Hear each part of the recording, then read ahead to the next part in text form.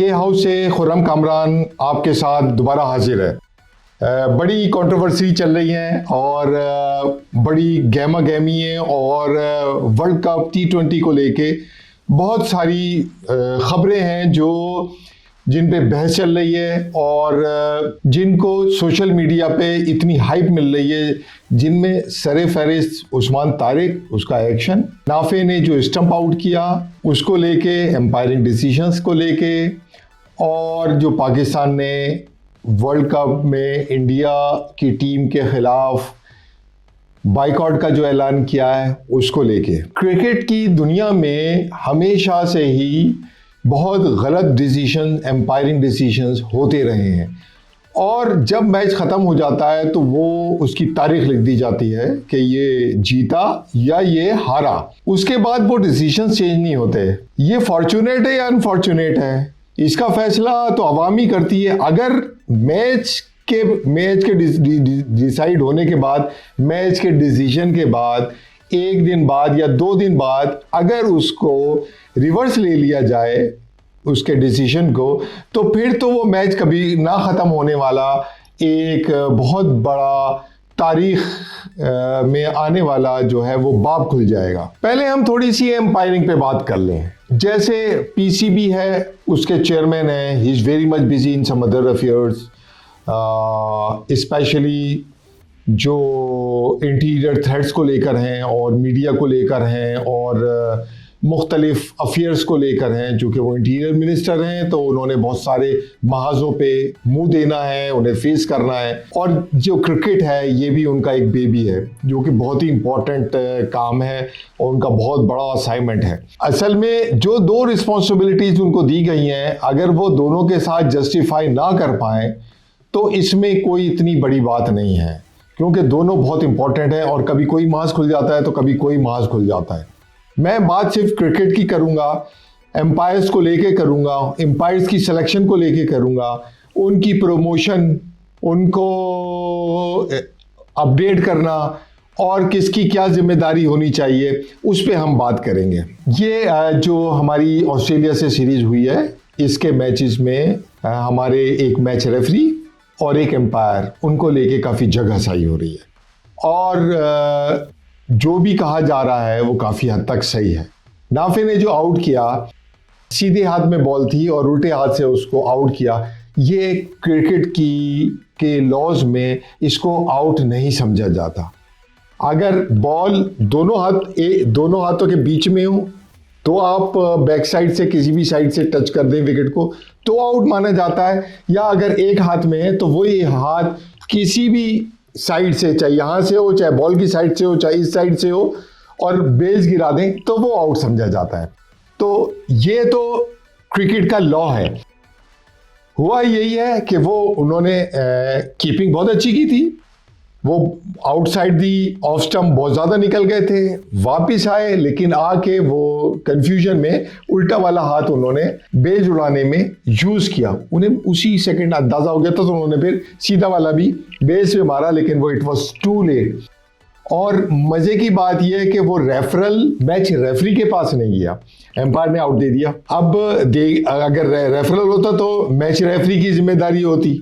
बाज़ दफ़ा यह है कि उससे भी ओवरलुक हो सकता था और हो जाता है, लेकिन वहाँ चांसेस बहुत कम होते हैं। मैच रेफरी के बारे में तो ये वाली बात है कि ना वो क्रिकेटर थे, ना उनको कोई एक्सपीरियंस था, डायरेक्ट उनकी भर्ती मैच रेफरी पे हुई और मेरे ख्याल से वो शायद इंग्लिश की वजह से या उसका कुछ और रोल था, बस जिसकी लाठी उसकी भैंस वाला हिसाब है। जिसको चाहें वो वाइल्ड कार्ड लेके एंट्री पा जाता है। ये जो मैं जिक्र कर रहा हूं आपसे, ये कामरान चौधरी का जिक्र कर रहा हूं। उन्होंने never ever played any type of cricket before becoming the referee, and secondly never officiate any final of the domestic tournament. So first time ever from Pakistan that non-cricketing referee promoted. और दूसरा ये कि ICC का ऐसा होता है कि उसमें इंटरनेशनल या टॉप क्रिकेटर्स जो हैं उनको अप्रूवल मिलता है उनके पैनल में, या उनको प्रोमोट किया जाता है।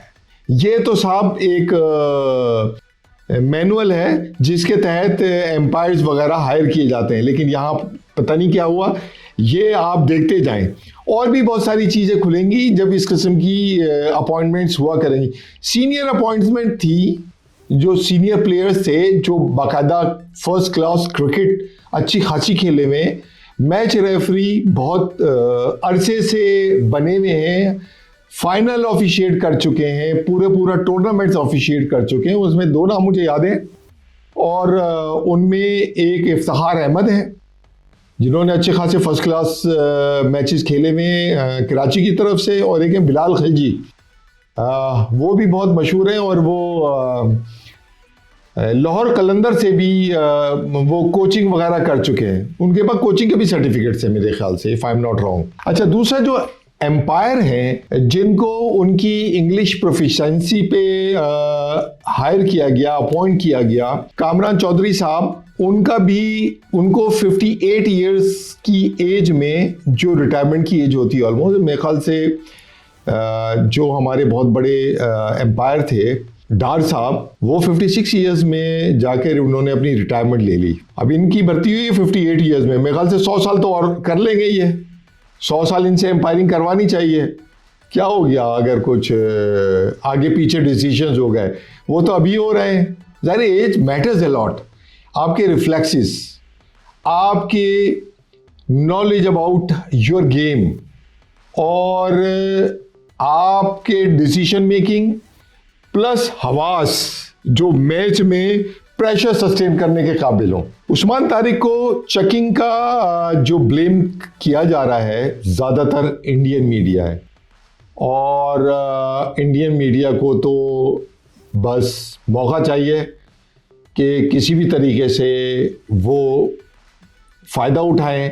कुछ भी ज़रा सी मिस्टेक हो, चाहे कोई गलती हो, फ्लॉलेस चीज़ें होती हैं, उसमें से भी वो कुछ ना कुछ निकाल कर ले आते हैं। हमारी नहीं, अपने लोगों की भी, अपनी टीम की भी। ऐसा वो क्रिटिसाइज करते हैं कि अल्लाह की पनाह, और साहब वो उसमें भी दहशतगर्दी लेकर आ जाते हैं, क्रिकेटिंग दहशतगर्दी कहना शुरू कर देते हैं।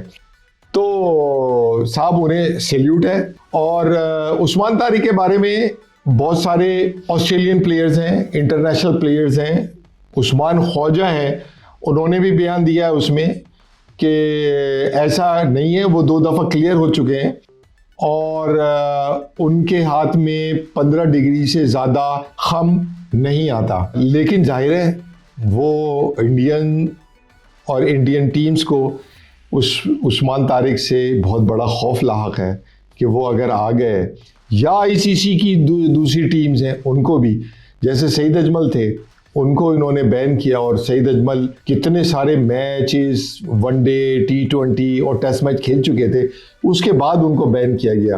तो भाई पहले क्यों नहीं होश आया? अब ये पाकिस्तानी एम्पायर से और मैच रेफरीज से तो यहाँ तो रिपोर्ट नहीं किया किसी ने। आई एम श्योर जो कैप्टन्स नोट्स होते हैं और वो सील्ड हो जाते हैं, जो जमा होते हैं, उसमें ये वाली चीज़ ज़रूर शामिल हाल की गई हो। We never no.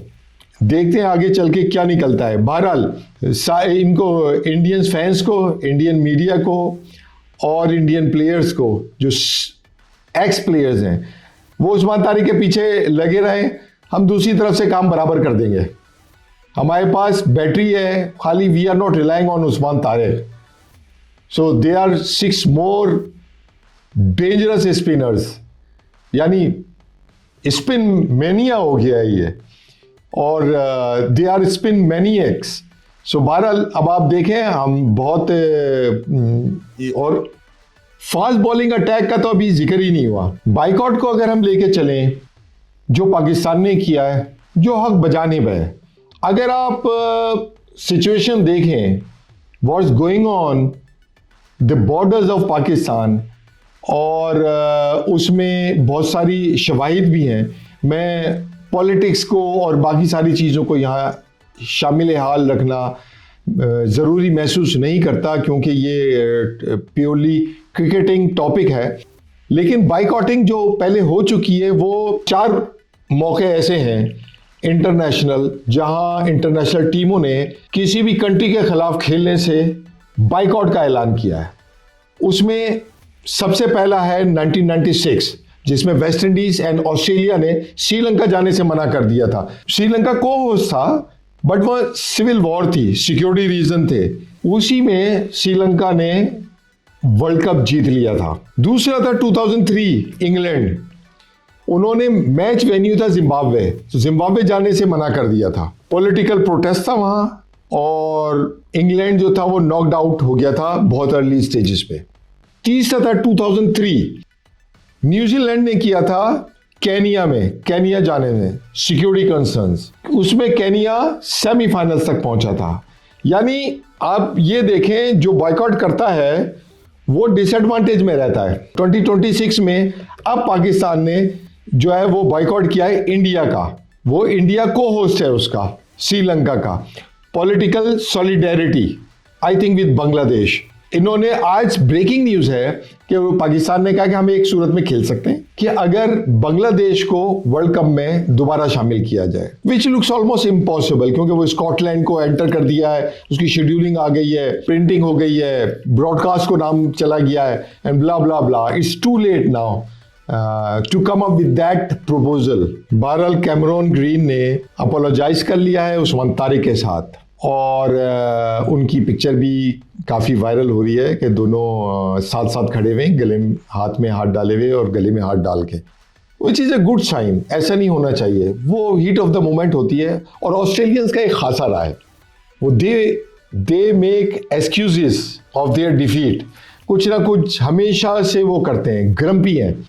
और मेरे ख्याल से जितनी मार पड़ी है पाकिस्तान में, उन्हें ऐसा होना भी चाहिए। मैं समझता हूं आप जो 2 डिसीजन उनके खिलाफ गए उनको निकाल भी दें, उनको नहीं निकाले, उनको दोबारा से बैटिंग दें तो भी वो 200 रन नहीं कर सकते थे। पाकिस्तान की बॉलिंग इतनी स्ट्रांग थी। क्या ख्याल है आपका, इसमें कमेंट जरूर दीजिएगा। खुर्रम कामरान को के हाउस से इजाजत दें, दोबारा मुलाकात होगी कल इसी वक्त इसी टाइम और डिफरेंट टॉपिक्स पे। अल्लाह निगहबान।